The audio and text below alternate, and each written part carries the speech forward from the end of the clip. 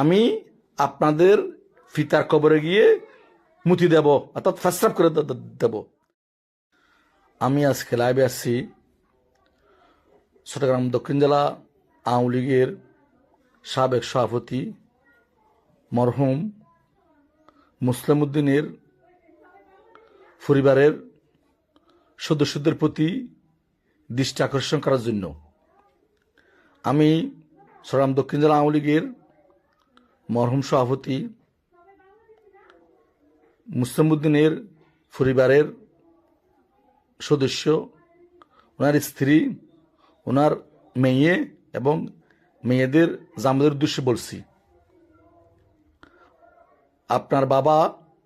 আপনাদের বাবা আমাকে গত ইউনিয়ন পরিষদ নির্বাচনে নমিনেশন দেওয়ার কথা বলে 30 লক্ষ টাকা নিয়েছিল, কেন্দ্রের নাম পর্যন্ত দেয় নেই, টাকা ফেরত দেয় নেই, উল্টা আমাকে মামলা দিয়ে হয়রানি করেছিল।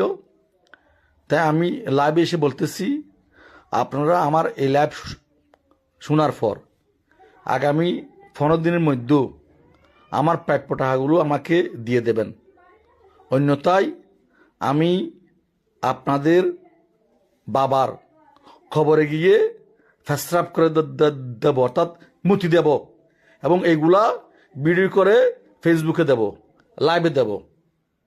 অর্থাৎ আর টেনা হইলে আই তোমার খবর মুতি দিয়ম, হঠাৎ স্পষ্ট নাই পারি